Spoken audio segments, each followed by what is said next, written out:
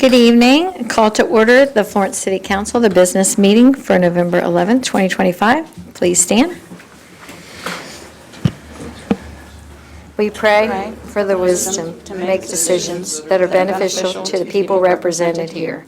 Empower us to speak honestly, reflect wisely, and vote with integrity. We seek your guidance tonight. Amen.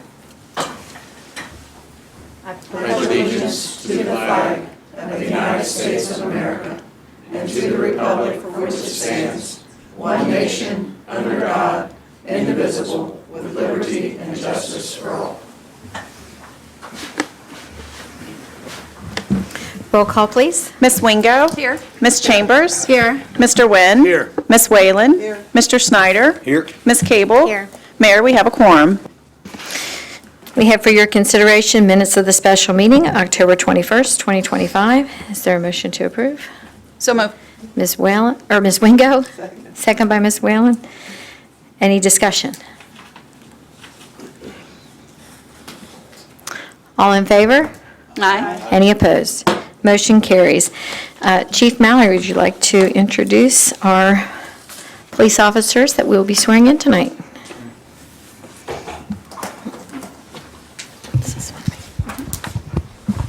Thank you, Mayor. I want to thank everybody for coming out tonight. Tonight, we are proud to swear in 2 new recruits to the Florence Police Department. I feel it's fitting tonight that we're swearing in 2 veterans here on Veterans Day. The 2 new recruits are Nicholas LaBella and Braden Shope. You guys come on up.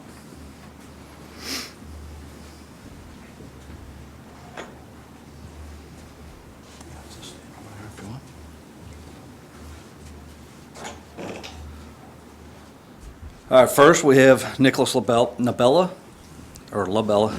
Nicholas is 29 years old, resides in Union, Kentucky. Nicholas was born in Hartford, Connecticut. After graduating high school in 2014, Nicholas enlisted in the United States Marine Corps and served for 4 years as a machine gunner. Since his honorable discharge from the military, Nicholas has worked several jobs throughout the country, most recently employed as a security officer before coming to Florence. And next we have Braden Shope. Braden is 24 years old and resides in Taylor Mill, Kentucky. He is a 2019 graduate of Cooper High School. After high school, Braden also enlisted in the United States Marine Corps and served for 4 years as a motor transport operator. Braden formerly worked as a deputy for Kenton County Detention Center before coming to Florence. Both Nicholas and Braden are currently doing the online portion of the Police Academy, and once that is complete, they'll report to Department of Criminal Justice Training Center in Richmond, Kentucky for an additional 18 weeks of training. We're very excited to be adding these 2 young men to our department, so please join me in thanking them for their service and welcoming them to Florence.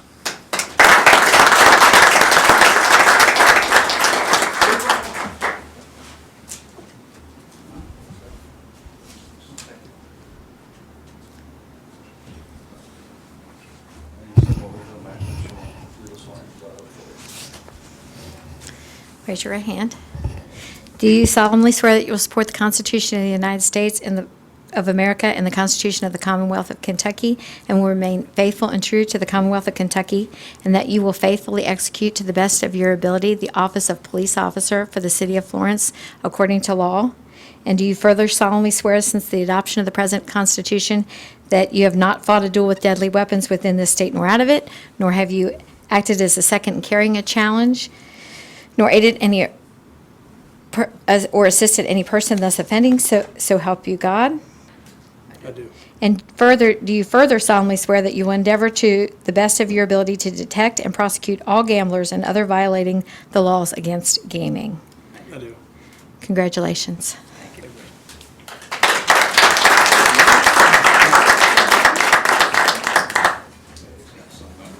Pick the right one. That's your first test.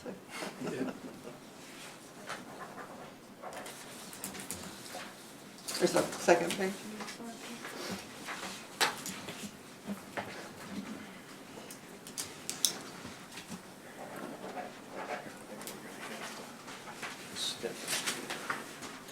Do I have anybody you'd like to introduce who came out with you tonight. I have my mom, grandma, brother, a couple friends, and my girlfriend, Black and Zach. Okay. And I got my fiance back there. That's all. Well, thank you for sharing them with us and helping us to Let's scoot over a little bit, so.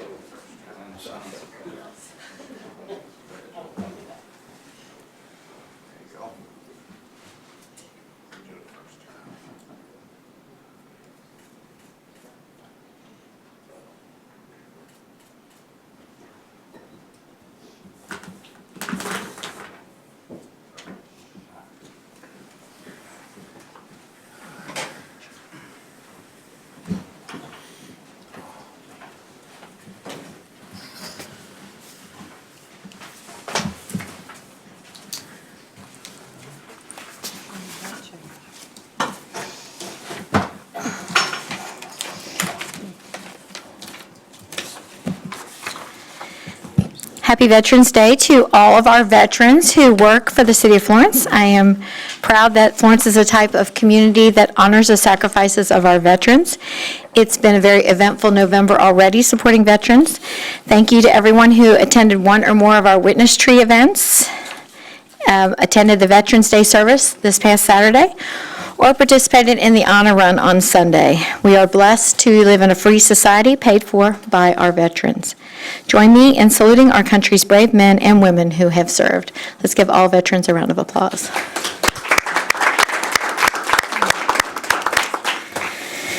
The City of Florence leaf collection runs through December 18th. You can contact the Public Services Department at 859-647-5416 for more information. The schedule is also on our website, florence-ky.gov. The City of Florence is collecting non-perishable food items, including peanut butter, canned fruit, fruit cups, applesauce cups and pouches, canned tuna and chicken, dried beans, tomato sauce, fruit bars, and granola bars to benefit the Collins Elementary Family Resource Centers through November 14th. You may drop off non-perishable items in the Florence Government Center lobby until this Friday. The Florence Police Department is once again participating in the 8th Annual No Shave November benefit. All proceeds from funds collected will benefit the Cincinnati Children's Hospital Cancer Unit. Each participating officer will donate at least $25 to this worthy cause. This year, they set a goal of raising $2,500 for Cincinnati Children's Hospital. Anyone can participate and donate, so the link is on the Florence Police Department's Facebook page and the city website. The holiday card contest is ongoing. Entries are due to the Administration Department by November 17th, and winners will be announced at the Christmas tree lighting on December 2nd. Details are available on the city website or by calling 859-647-8177. Join us for the annual Christmas tree lighting on Tuesday, December 2nd from 5 to 7 here at the Florence Government Center. This festive event will feature a traditional tree lighting, North Pole mailbox, a hot chocolate bar, visits and photos with Santa, story time with Mrs. Claus, performance by the R.A. Jones Middle School Chorus and the Florence Community Band, and stunning light displays from our Public Services Department. For more information, contact the Administration Department at 859-647-8177. Is there anyone on council that desires recognition? Ms. Cable? Hi, I want to just thank everybody who has come out today for Veterans Day. I know that we are here on a holiday, and to say thank you for those who have served our country, and I appreciate your service. Thank you. Thank you. Any department heads? Eric? Thank you, Mayor. So I would ask that everybody just kind of please bear with me for a few minutes so I can work through some thoughts that I have jotted down. So there has been a lot of discussion about my code enforcement team over the last several weeks. And since some of you have been part of that discussion, and I'm sure others are aware, I felt it was important that I provide an update regarding the matter. I want to start by saying that my code enforcement officers don't create the codes in which they've been tasked with enforcing. That comes through this body. Now that we all understand that, I'm going to walk you through how our code enforcement officers work. First, the city is broke down into 6 individual routes. This encompasses all 380 city streets, which is approximately 9,200 locations. About a little over 8,000 of that is residents. The rest are businesses. 3 of the 4 code enforcement officers are assigned to 2 routes each, and each officer completes one of those routes per month. To complete a route, it is driven to identify code violations or other items needing attention, such as potholes, missing street signs, signs in disrepair, etc. The results of these routes allow for every street in the city to be evaluated every 2 months for a total of 6 times per year. It's also important to note that code enforcement officers may return to the same street multiple times following up on violations identified. Also, we might receive a complaint on a property prior to a scheduled inspection, and we respond to those regardless of whether it's inside of its scheduled inspection timeline.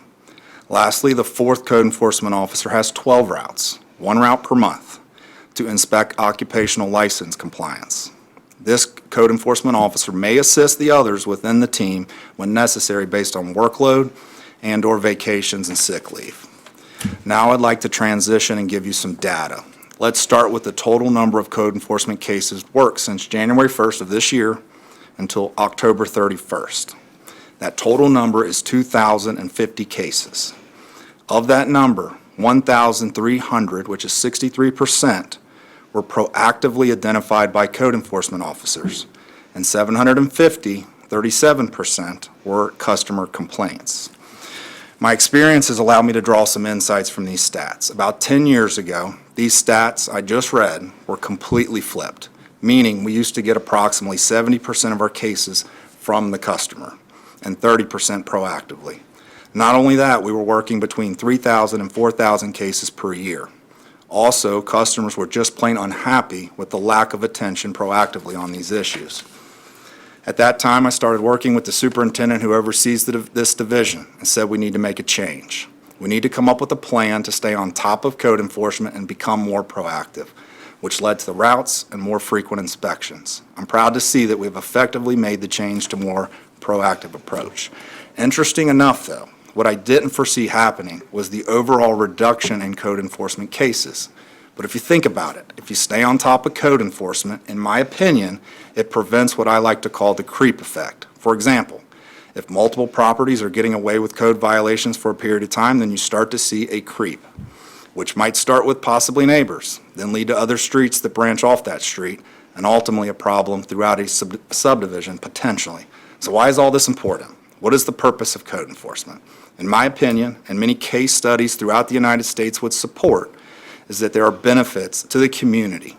And some of those benefits are the following: the safety and well-being of the public. This can look a lot of different ways based on a particular violation.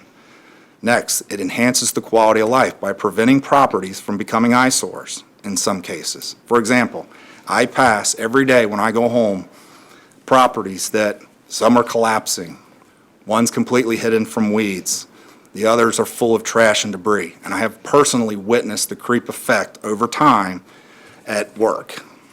Finally, it helps protect property values and the overall image of a community. Code enforcement that goes unchecked within a community can impact the value of your home and even where businesses want to locate. Now, the argument that I hear from time to time is that it's my property and I should be able to do what I want there. Ultimately, the response to that argument lies in the hands of the individuals that sit before me. If you want to make a change, then we will adjust our plans and strategies based on the laws you set before us. But make no mistake, my staff are doing their job. They are not the enemy that some are trying to make them out to be. They professionally and ethically execute their assigned duties, and I'm proud of them for the positive impact they have in this community. Now I want to shift gears and start discussing the negative impacts of spreading misinformation on social media platforms, or really from any platform, from 3 different perspectives. First, from a city perspective, it creates division and mistrust to the public. Those that do this intentionally, which I'm not saying is happening here, understand that, and it's what drives them to fulfill their own personal agendas. Now, from a department perspective, it creates confusion, fear and uncertainty with our staff because they often trust the position of the source, depending on where it's coming from, even when the information might not be factual, because assumptions are made that those comments that are placed on social media have been fact-checked before making them. Finally, at the individual level, who's under attack? It creates frustration, embarrassment, and anxiety. Let me explain. Social media, as we all know, is a public forum, and many of our staff and their families and friends also utilize it. So when something is said about an individual or their position that would appear to be unethical, in the words of the poster, it has the potential to impact the individual's reputation. Unfortunately, tell me how I know this. I've spoke with these individuals when their values are being questioned and they have no way to defend themselves with the facts. It creates an uneasy feeling, and in one case, I believe I lost a great employee because of it. Now, I will close my thoughts for the evening cleaning up some recent information that was posted on social media. I won't go through all 21 comments that we deemed as misinformation, but I will summarize the main themes. Statements were made that code enforcement officers target individuals with different beliefs as it relates to code enforcement, and it's being labeled as intimidation and harassment. This post was referring to a code enforcement officer professionally acknowledging an individual at a recent city event. That interaction turned into an assumption by the social media poster that because what that individual was wearing, the code enforcement officer then went on to retaliate and perform a code enforcement inspection the following day at their place of residence. What actually happened was a completely different code enforcement officer was performing the routine route inspection, wasn't even aware of what transpired at the event. Also, another related comment in this same vein was made that the mayor or the code enforcement officer's supervisor told the code enforcement officer to perform this inspection of the residence. Let me be clear. Neither of these accusations are true, and if it were ever to happen, which it has not, I would not follow that directive and deal with the fallout. Next, a comment was made that courtesy notices are not public record. This is also not accurate, and those notices are subject to open records. While they may need to be redacted to protect the privacy, they are subject to open records. Next, a comment was made that municipal codes are not posted for the public to see. This is also not accurate because the Florence Code of Ordinances is available to all to see on the city website and has been for as long as I can remember. Next, a post was made asking the question, why was I the only one targeted? If I wasn't the only one, I wouldn't have brought this to Facebook. Also not accurate. A total of 37 properties in the area were identified with violations throughout this neighborhood. Also, myself or my staff never received a call or email asking if others were identified in the neighborhood with violations before making this post. I want to reiterate to the public and all here today, and I believe that I also speak for the other department heads in the room. If you have a concern, something feels off, you need more information, please reach out to us. Our number for my department is 859-647-5416. Also, one of the great benefits of being an elected official is you have a direct line to us department heads, so please use it so we can help prevent the spread of misinformation that's so damaging for the city, the department, and the individuals involved. So thanks for taking the time to listen to me. And before a narrative is created today that I've done this, that I was asked or told to provide this update tonight, that is absolutely not the case. I saw an opportunity to educate the public about code enforcement, address some misinformation that is misleading the public, and protect the positive culture within the Public Services Department that I am so completely and truly honored to serve within my leadership role. Thank you. Thank you. Anyone, other department heads? Anyone in the audience desire recognition? Please come to the podium, state your name. I'm a little bit older, I'm 85 and a half, have a little trouble getting up. And I am so glad that Eric brought this up because he is right on my team. And we got some good news, Eric. I will not go online about anything because the only lines I go on, fishing line, clothesline, and line of Walmart. So you're safe on that. You don't have to worry about a thing. So I got some pictures here because people don't think I tell the truth. And I'm going to share them with, I got an extra copy. I got an extra copy now in case these would happen to get destroyed. Don't worry about it, I got another copy, and I'll let you pass these around. And sometimes a picture is worth 1,000 words. Well, at Jones Middle School, there's 23 different languages there, so we're talking about 23,000 words that we're doing. My problem is, and I hate to blow the whistle on the city, but they have a code enforcement problem. The Michaels property that they bought is completely, well, a couple acres of it is covered with invasive species, honeysuckle, pear trees, and as a result of that, they have created a perfect habitat for the vagrants and deer. And you say that can't be true. Well, it is true because I have a picture right here, and it's on the ones, you can pass them around. We are. Okay, well, here's a picture of 2 male deer on the corner of New Erie and 42. These are males. So in honor of the males on the city council, I've named them Gary and David. So that way, it's sort of personal. And Gary and David have not been taught how to cross the street. And as a result of that, they're in danger. So if we clean up the habitat and get it out so they don't stay there and the vagrants don't stay there, it would make life easier. And I've talked to Josh about that, and he was supposed to check somebody, talk to wildlife people, but, you know, I think you could drag Stevie Wonder or Ray Charles or Helen Keller down there, and they could figure out what's going on. And Josh, I hate to turn you in on this, but I think you can handle that. You know the right people. So that's a picture, and it's the location, right behind this location, is where the Hop Viewing House was. And he was Florence's greatest mayor. And Second that, thank you. and it's a little bit off the subject I am with the deer, but they had a car sale over in the parking lot at the Florence Mall. And I go over there, and they're selling these clunkers for $99 a month, and you drive up and down the thing, and they couldn't have sold them anyplace else, or they wouldn't have brought them there. And I'm looking at the Florence Mall. It was, and Hop put this thing together. It was a vision. And I'm looking at that, and I see a shadow, and it reminds me of the Titanic, nose down, sinking. And I'm thinking, somebody's got to make a move there, or whatever, all that work Hop did, it ain't going to be nothing anymore, because it's used car lots, which is sort of sad. Now, that kind of works on that. And we moved next to the Nellie McCarty Memorial Bus Stop. There's a bench there, and it's replacing the bus stop. And I've talked to Josh, and I'm sorry he's not here, because I would really like to talk to him about that. But if when you drive into Florence, the wayward people sit on it, like Kermit the Hermit or Crutch, the one-legged guy, and they say, "Welcome to Florence, the home of the free and people who don't work."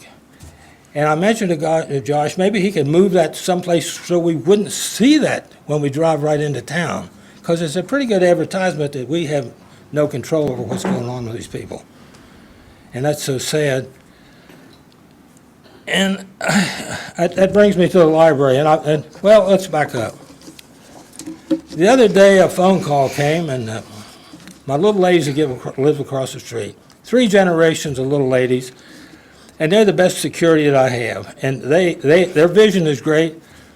I think they're capable of picking fly poop out of pepper. That's how accurate they are. They said there's a guy in the front of your house, and I said, "Oh shoot!" So I call the police, and I don't give it much thought, but they come and they leave, and my guy's still there. This is the guy that was in, and he stayed overnight back in the wilderness. And the fact that he felt comfortable doing that was really, I didn't really like the feel of that. So if we cut the brush, we eliminate the guy. So, and this is a little reflection on the police, and I know they only do what they're supposed to do, but here's a guy, and I'm not so sure that he's not peeing on the bushes there. And the police didn't stay to see him leave. I don't know what the policy is regarding that. I don't know whether they did a health check or what they did with him. But I would really have liked it if they'd have got him the hell out of there. So that's the area. So then we're going to get back to the Nellie McCarty bench. I can see why we'd have a bench for regular people, but there's no regular people there. It's the people that smoke in the library come out and smoke on the bench, and it's a mess. It's a mess. So now, the way I got started on this thing was the library, because there's people I know, police officers, council members, they're afraid to take their kid in the library because it's so dangerous. So these are some of the people that are in the library. Now, I called the police, and they came, and I don't think the guy was right. The only way you could make him right is turn him up. So stand up instead of laying down. I think I would have called an ambulance and got him out of there and see what was going on. Sad. So I've been working since May with the library people, and I've made a lot of progress, really proud of it. Really proud of it. They tell me stuff that wasn't going on. I say, there's people camping out there. They said, no, there's nobody camping.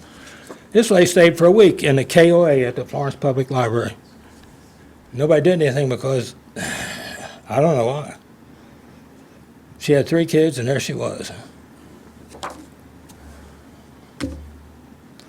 I've done a lot. I got the thing cleaned up. I got lights on in the parking lot. I got bushes cut. I got signs up say no loitering after 8 o'clock.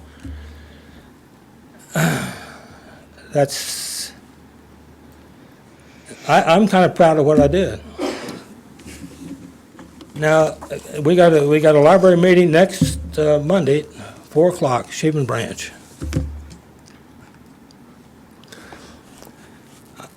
And they're supposed to be talking about the Florence Library thing.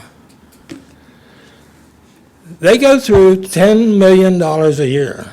Now, for you people that don't know what that looks like, it's 7 zeros, bing, bing, bing, bing, bing. And at one meeting, they said they're $250,000 short on their budget. And I'm thinking, if Susie Orman came to that thing, she would stop by Collis and get a 5th of wine or something before she went home and drink the damn thing. And Dave Ramsey, if he sat there and listened to those people, he would do the same thing. And as far as financially responsible, I don't know. This is my opinion. The only thing I would let them do as far as financing is call heads or tails on a coin flip. That's about it. I don't know where the hell the money goes. Now, you guys are a little bit passive on this. There's 5.5 branches in Boone County. 5.5 branches. Petersburg is open a couple of hours a day, a couple of days a week. There's 5 branches. The Florence branch is the only one that's not open on Sunday afternoon. 33,000 people in the city of Florence, and the library's not open, where the rest of the Triple Clown people, they're open. Hebron's open. I mean, the Florence people are eating mayonnaise sandwiches and Vienna sausage. Triple Clown's eating ribeyes and stuff. Somebody needs to go out and say, what the hell's going on? So I've asked Carrie Herman, the girl that's in charge, I got to rephrase that, the girl that's there, I've asked her what's the deal, and she said, well, nobody's asked us.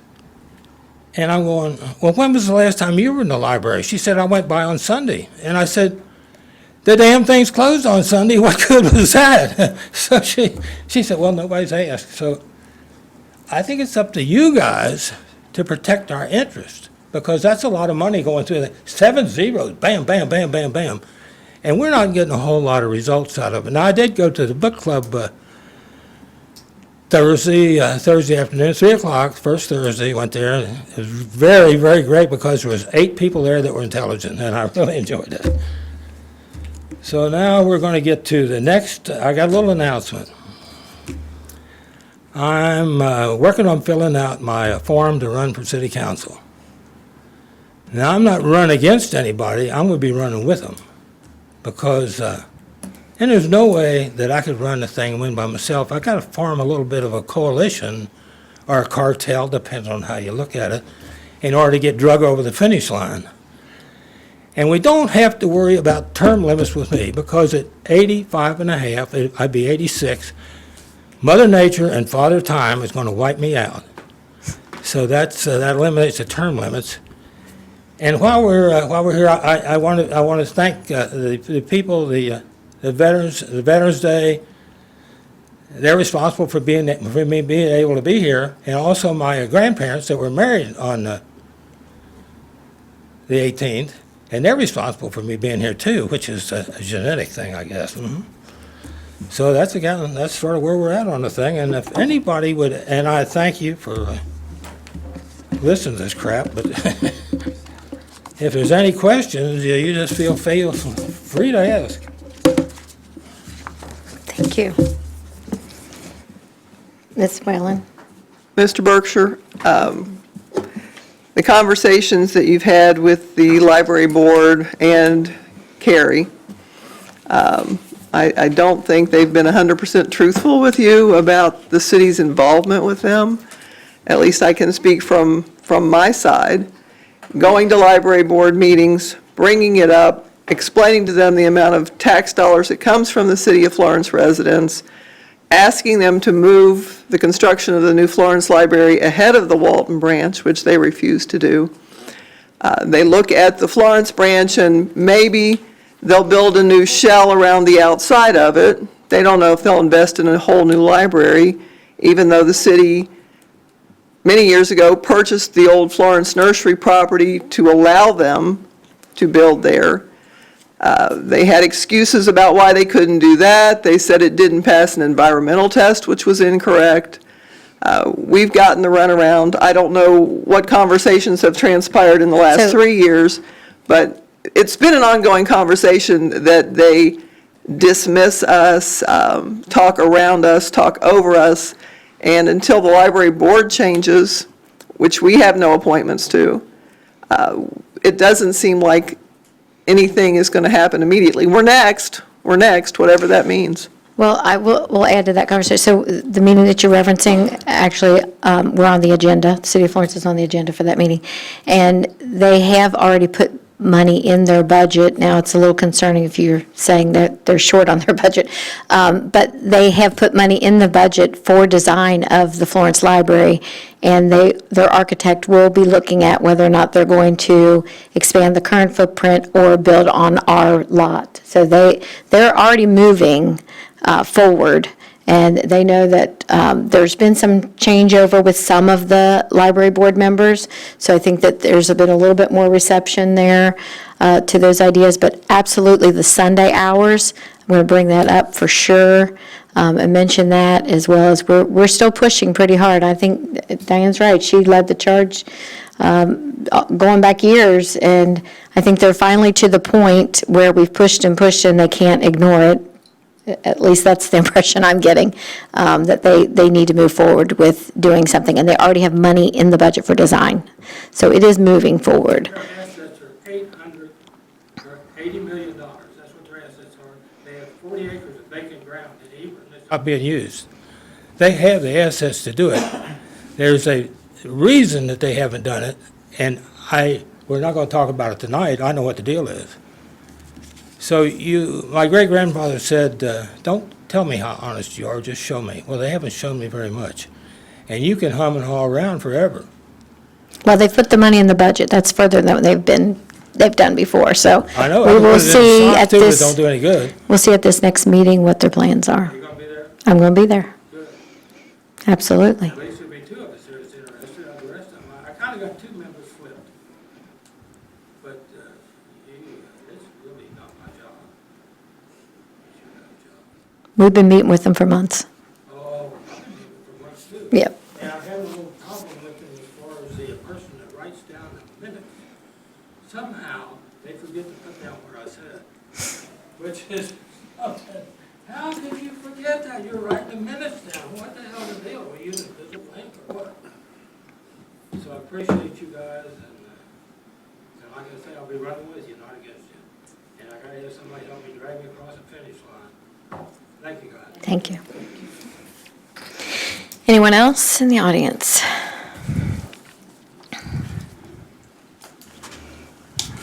For the record, my name is Jim Leach. I'm sure you all know me by now. I spent 30 years in the Army.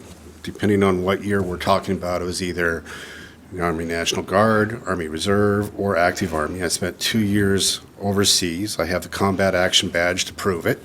You have to be shot at for that by enemies of the United States. And I find it very rude and insulting for this body to have a meeting on Veterans Day. Even the Army takes Veterans Day off where it can. Every single public employee here could have had an entire day off with their family. Instead, this body chose to have a meeting on Veterans Day, of all things.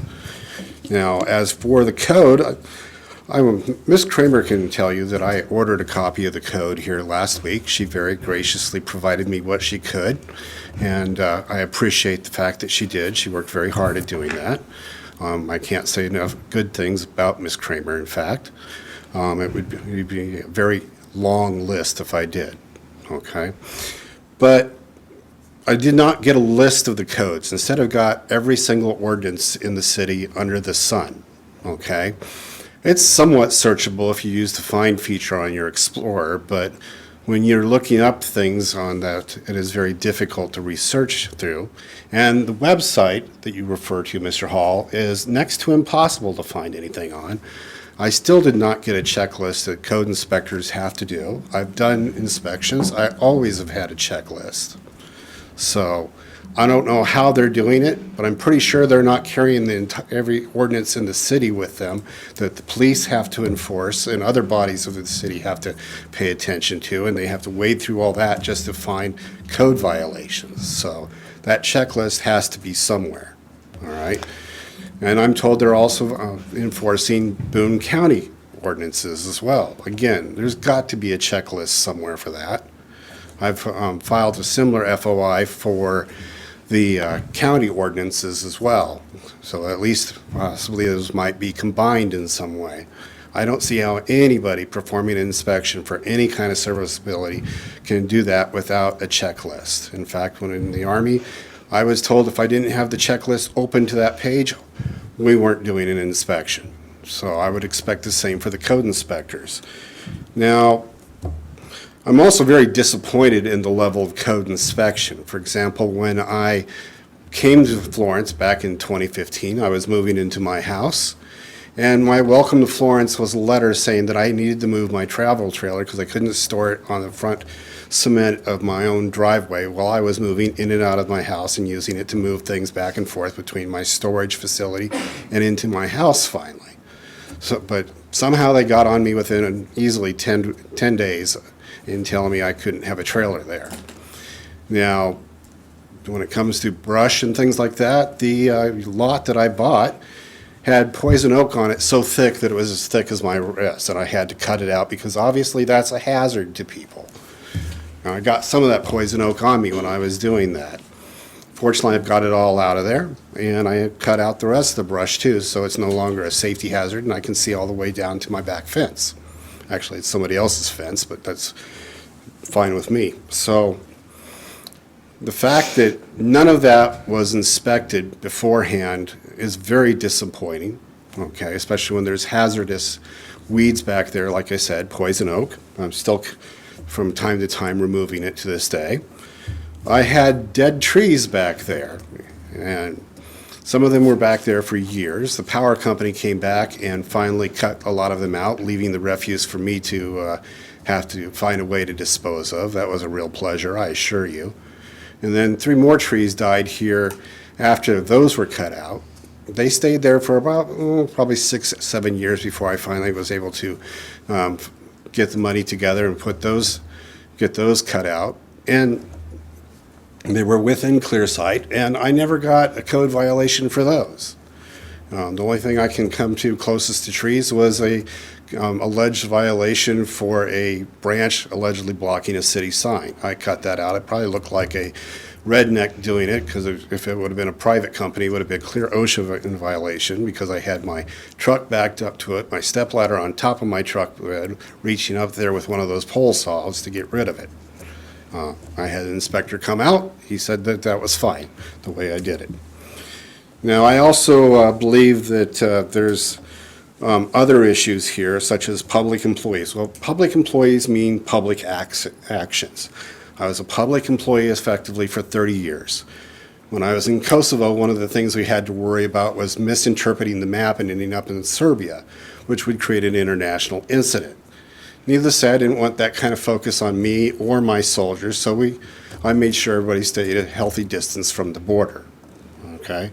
Why? Because I didn't want that kind of focus on us, all right? So if I would have been in the wrong place at the wrong time, I'm sure the spotlight would have came down on me, and there would have been all sorts of questions about why I was there. And I'm sure you all know from the last few years of news from Iraq and Afghanistan how many public incidents there were there because a soldier decided to make a mistake, all right? So as for public employees, I feel no pain for them when it comes to them getting any kind of static about that. None whatsoever. If they can't do it, they should stay out of the fire. It's that simple, all right? And, you know, when it comes to property, we have the Fourth Amendment. If you can't stay off a property without a search warrant, then you have no business being there in the first place, even with long-range telephoto lenses. So keep that in mind. And always, there's the First Amendment, which we all fight for every day, which is part of the Bill of Rights as well. So keep that in mind. Thank you.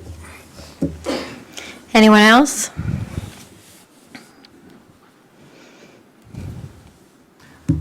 Hello, for the record, my name's Naomi Leipson. You all know me. And I've kind of got two parts for this. You know, on the 11th hour of the 11th month, of the 11th day, the Great War came to an end. Veterans Day is about respecting veterans, respecting the people who have died for our country, for peace.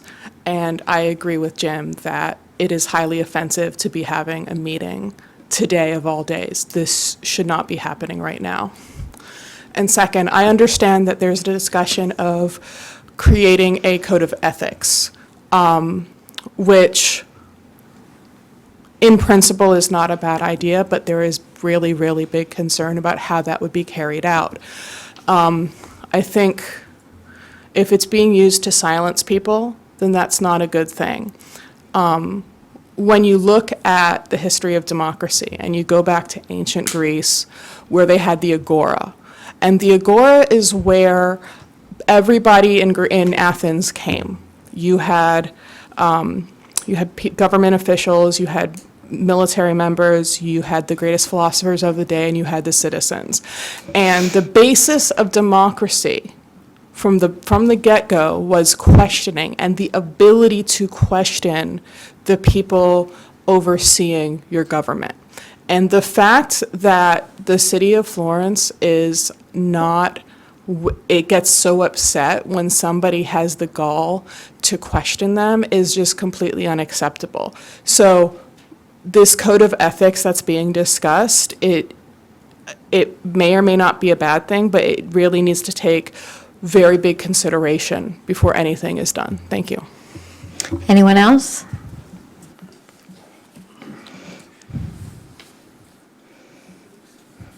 For the record, my name is Jonathan Andrews. May it please the council. I've come to believe that one of the most reckless and dangerous phrases in the English language is, "We've always done it this way. Business as usual." After 8 years of living in this city, I've come to understand that business as usual is seemingly the way this council conducts itself. You wish to establish a code of ethics for yourselves, but you made that decision as soon as the first dissenting voices appeared on this council, and business as usual was called into question. This begs the question, why now? Why did this wait until dissenting opinions appeared on this council through the last few election cycles? You're suddenly interested in ethics after this council quietly attempted to sell off municipal property, namely the Aquatic Center, without reaching out to the public. This was put to a halt once the public found out about this plan and the backlash became too great. This council opened itself up to a potential lawsuit over an act what could be perceived as religious favoritism by donating land to a church rather than offering to sell it even at a reduced cost. While this church is undoubtedly a place of worship for many good, kind, and charitable people, the act itself shows a lack of good legal judgment and common sense on the part of this council. This council was also seemingly resistant to the idea of live streaming this council meetings, which would allow greater and more accessible civic engagement by the residents of the city. Members of this council have also attempted to limit the public's knowledge of city business affairs by seemingly pressuring dissenting voices not to speak to their own constituents. I myself found difficulty in obtaining access to a new city ordinance. During the meeting where this ordinance was passed, the public was informed by our mayor that copies of the ordinance would be made available at the city clerk's office the following morning. But when I attempted to obtain a copy for myself, I was told by the clerk's staff that I would have to file an open records request in order to see it. What sort of government passes laws that it denies their constituents the ability to easily see? How can someone know if they are compliant with the law if the law is kept hidden from plain view? How is that the sign of an ethical government? It is almost laughable to witness a council and a mayor that voted for dramatic increases in their own salaries, with dissent, of course, have the audacity to talk about developing their own code of ethics. That act alone should be enough to demonstrate that you are unqualified to author such a code.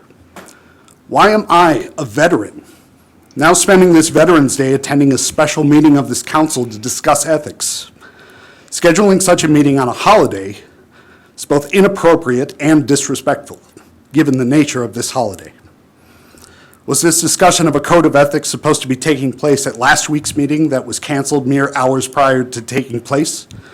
Was this meeting knowingly called on a holiday to keep the discussions out of the eyes of the public, or was it an unintentional oversight?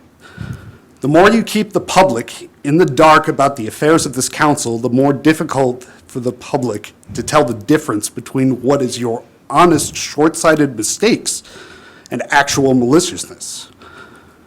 The proper function of government is to preserve liberty. Our elected officials exist to serve the public trust. How can the public maintain trust in its government when its representatives, either through ham-fisted ignorance or downright malice, limit the public's ability to see the truth? What lengths would this council be willing to go to in order to keep as much as possible out of the public eye? Would you dare to challenge the First Amendment rights of our representatives' use of private social media accounts?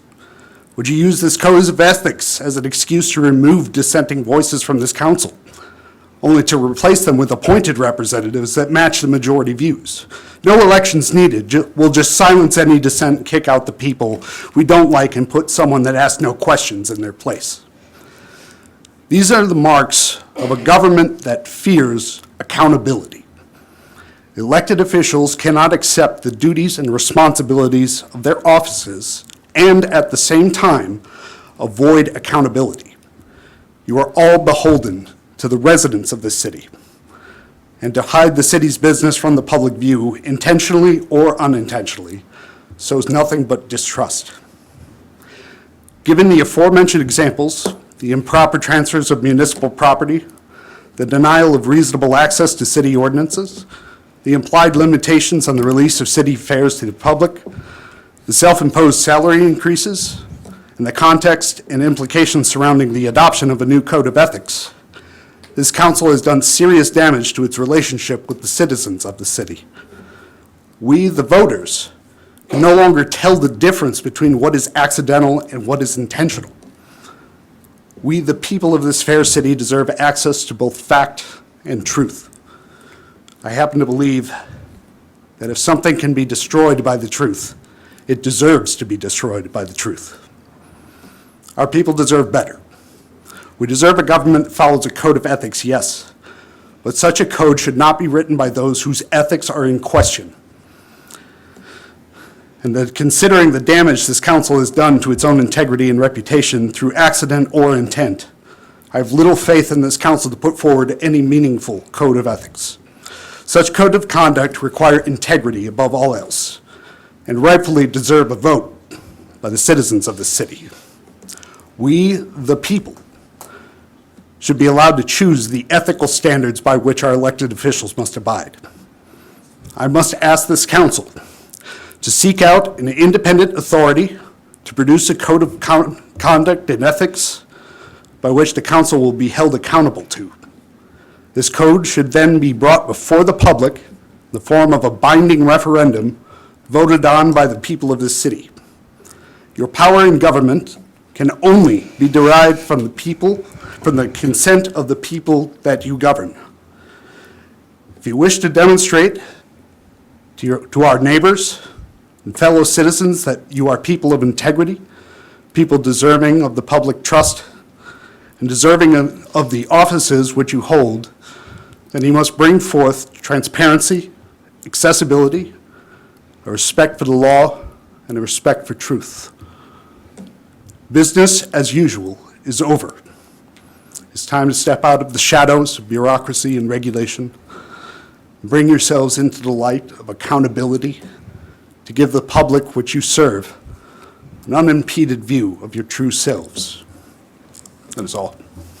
Anyone else? Yeah, I want to amend my...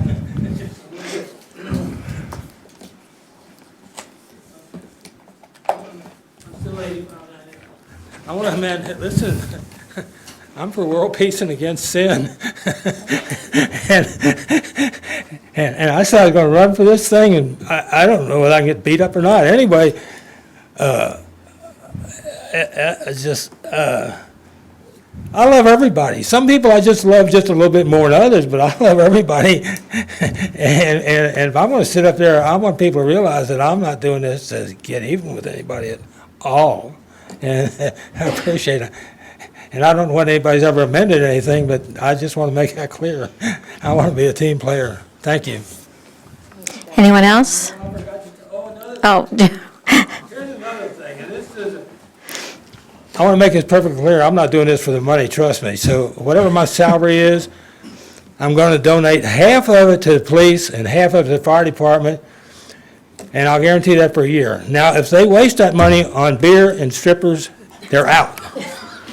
Otherwise, we're in. So that's just where we're at. So what you see is what you get. Thank you. Can I just ask a question real quick?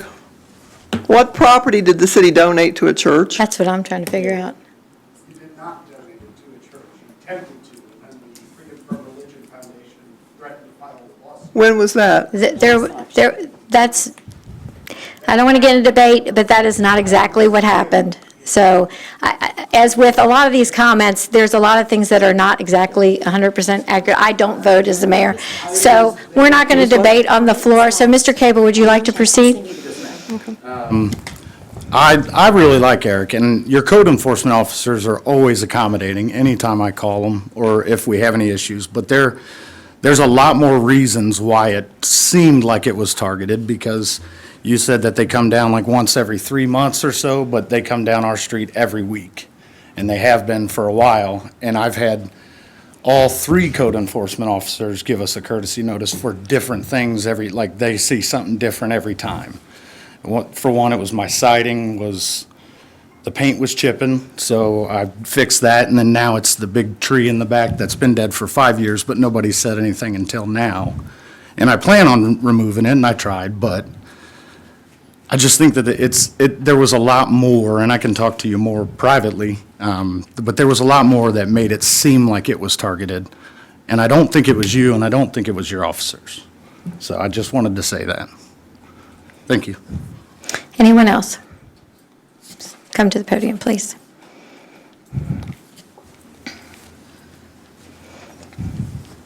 Hello, this is my first time being here.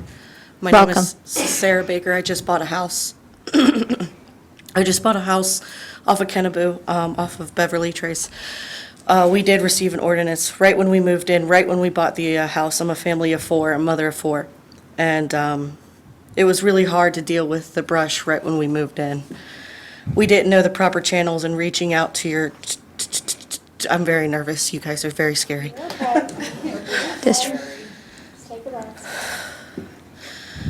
It was very difficult navigating channels to get in touch, because it's hard when you have 4 kids and you work 50 hours a week. It was very difficult. And we took care of it, but the guy kept coming back. We took care of it very fast. It was very hard. My fiance, my husband, now, pulled his back out dealing with that stupid Tree of Life plant that came with the house. And so that he lost 3 days of work for that, and we needed those 3 days. And when it comes to ethics, I think you guys are doing pretty good. I just want to add this in. I am a mother of 4. I own a business as well. I am very involved in the community, and there needs to be like a boys and girls club for the kids. Okay? I don't know the channels. This is my first time being here, and I'm very scared. So that's all I needed to say. We need, my kids need help. My kids are graduating. I have an engineer. We're very smart. We make good grades. But we could have used help. And there's kids less fortunate than us. And so thank you for donating to helping out Collins Elementary. I noticed that. Thank you.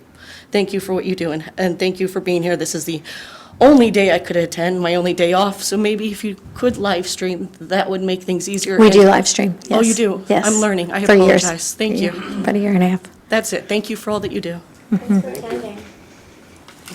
Anyone else?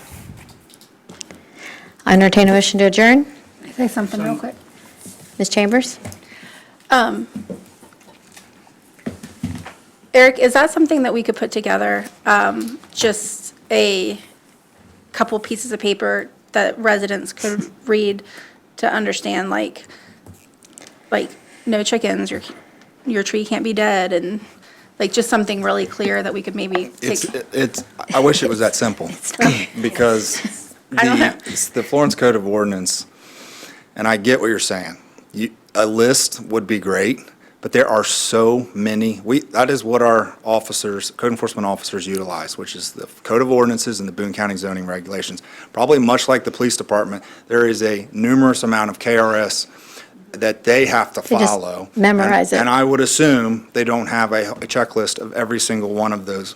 What they do is they have to train, and they have to learn. When they're new hires, they're working with those that have been in the organization for a while. They're not even on their own for a great period of time while they are learning the code enforcement. They're tasked with having that book and understanding that book, and if they have questions, working with the team to make sure they're following through on the things they need to follow through. So a checklist would be absolutely unreasonable, and it would be so big that I don't feel that it would help. And they do have electronic access to the websites, and you can search the codes. It And is, if they have a question about a fence, they just put fence in the searchable. there. And they can pull everything about a fence. Or if they have disabled vehicles, they can pull everything about that. If they have brush and debris, they can Google that in the search, and it'll pull up all the ordinances that deal with that. And if the public doesn't know where it's at, it's on our city website under our government ordinances, and you will see the Florence Code of Ordinances, and it is so simple. You can type in the search, like the mayor was just stating. You can just write the word fence. It will provide every associated ordinance that's related to a fence. Same would be true with storage, would be true with high weeds, whatever it is. You can find that information very quickly, one-word search. It'll pop it up, you find what you need to move on. And if someone receives a courtesy notice, what do you want them to know? Like, my understanding is if I get a courtesy notice, I need to call and have a conversation with someone. That's a great question. We work out a timeline. It's Yeah, not absolutely. supposed to be adversarial, even though that notice can sometimes give you a feeling in the pit of your stomach. That's not how it's intended. Can you just, I'm glad you asked that, Leslie. It's a great question. So the way we handle it here in the city of Florence is we always start with a courtesy notice. We don't have to. We can actually move right into citations and start citing for violations. We don't do that. We send out a courtesy notice. We've actually extended the time because recently, and we probably had it happen maybe 4 times since I've been in my role, which is roughly 13 years, but 4 times was enough. We made a change where we have increased the timeline on the courtesy notice to give even more time for complications in the mail, okay? So basically, like Leslie stated, you're going to get a notice. It's going to tell you what the violation is. You then will have a number to reach out to us. Our goal here, we're not trying to generate revenue through citations. What we're trying to do is get compliance. So you can call us. We may say, hey, you got high weeds. You got 7 days to fix it, 5 days to fix it, whatever it is. You call us up and say, hey, I'm going to be out of town all week. Can you give me a couple more days? And we're going to say, sure. Every time. 10 times out of 10, if you work with us, you communicate with us, we are going to work with you 10 times out of 10. Every time. Because it isn't about the citation. It's about getting into compliance and working with the individuals. Also, and I probably shouldn't say this, but it's the truth, is if you get a citation, and maybe you had some circumstances, you didn't reach out, but you got on it pretty quickly. Then you go to the code enforcement board and you say, hey, look, I just couldn't get on it. The code enforcement board, at times, more often than not, will drop the citation. As long as you have actively worked towards fixing it, they probably drop it more than they do. Absolutely. They don't. So it's just not about generating revenue. It's about compliance, and we want to work with the people. So Leslie, I'm glad you asked that, because ultimately, just reach out to us. We've had people with RVs. They want to bring it home. They want to park it in their driveway. It's only going to be there temporarily. They need to clean it up. Can you give me a week to leave it here so I can clean it up? Sure. We know about it. Thanks. If we get a complaint, we're cool. Even though that's a violation for one day, we will work with you and let you leave it there for a week while you clean it up. So that, I think, is the true message here. Communicate with us, and we'll have a lot more, less cases in the future. Eric, can you speak to, there seems to be some misconception that all these codes are new and that they've been passed within the last few years. And Yeah, we have not these codes had- have been on the books for decades. Decades, right? Yeah. And then with the one that we did, of course, the zoning text is reviewed, periodically. But there was one case where we actually made the rule less stringent in parking or fences in corner side yards, correct? So that's the only example I can think of. It was the Code of Florence Code ordinance was adopted in 2003, 22 years ago. So It this has is- not changed very Yeah. much, other than we have actually more recently, and maybe you were just saying this while I was finding that, is we actually improved it for the resident by allowing fence in corner side yard. But so there has been a comment that these were new, this is new codes, these are not new codes. So I just wanted to make that clear.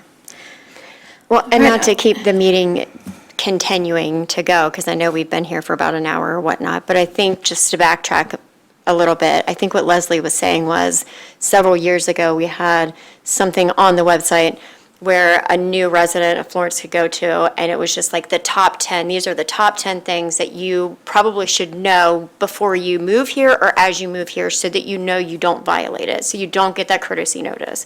I think that is what I thought we were kind of talking about before. And then just to go back again, when it comes to the code enforcement and whatnot, I think it's a lot of comments that I've received was, there is a lot of code, right? And they have to memorize, and I understand that. But it's more of being fair across the board and making sure that when things occur, it doesn't appear where somebody may feel targeted because 2 houses from them looks worse, 10 times worse. You go and talk to them, and they're like, I didn't get a courtesy notice. So those are the things where it may appear to be targeted. So and that's something, again, we can talk about after. You never know if your neighbor's being truthful either, they may not want to admit it. And Yeah, and but part of I'm the pretty due close to process my is that you're not neighbors. allowed to really, when you're in the middle of a process, you're not going to go and tell everybody about other people. You're going to restrict it to that particular person and not involve other parties, correct? Well, you have a trailer that's in your yard, and then you have a neighbor that has a trailer in her yard. She's come to you and said, I didn't get a courtesy note. We're almost best friends. Why would she wouldn't lie to me about that? I don't I'm just know saying. your answer, I'm yeah. just saying consistency across the board, and, it being fair for everybody so that it doesn't feel like people are targeted. So. I can assure you that we have excellent employees that work here in the city of Florence, and I don't feel like any of them would be targeting one person over the other. Okay. And I feel like I have to have the employees back right now. Our employees work very hard in this city, and they work for our residents Some of them live within the city limits, some of them do not, but they pour their heart and soul into this community, and their reputations depend on it. And when people go online and trash them, their family members see it, their neighbors see it, their kids see it, and it's embarrassing. It's embarrassing. And the people in this community that think that public employees should just sit there and take it, when they are not the ones in this elected body that make decisions. They are just showing up to feed their family and get a paycheck. And I'm sorry, but I have to have the employees' backs. They should not be harassed. They should not be bullied. They should not be said they're short, or they're tall, or they're fat, or they're thin, or they're incompetent, or they're whatever it is that's online that people would like to point out. It's just not right. It's not right. So, But as an elected seeing official, that- it is also my responsibility to keep a checks and measures and to listen to my constituents. And you could bring those forward to me whenever you would like, but that's Okay, not then happened. Then we need a That's not discussion. happened. So at that point, I'll entertain a motion to adjourn. I'll entertain a motion to adjourn. Can I ask one more question? Ms. Whalen? I want to ask. Mr. Nguyen? He's not running. Hello? Can we amend my amendment? Your amendment. There was no There was no amendment. There was no amendment. You don't want to run anymore, do you, Joe? I just want to know whether or not we're still giving out new resident packets when people sign up for water. I believe yes. I'm not sure. Do you know, Jason? I don't know. I believe So the yes. packets were always in the water department. The finance people handed them out to the residents that had information about trash collection, tax rates, phone numbers, tank service, all kinds of different things within that folder that they get. So if you could check and see if we're still doing that and what's in it, that would be great. Sure. Yeah, because that would address a lot of that. Make a motion to adjourn. Ms. Whalen? Second by Mr. Nguyen. All in favor? Any opposed? Motion carries. Thanks, everyone, for coming.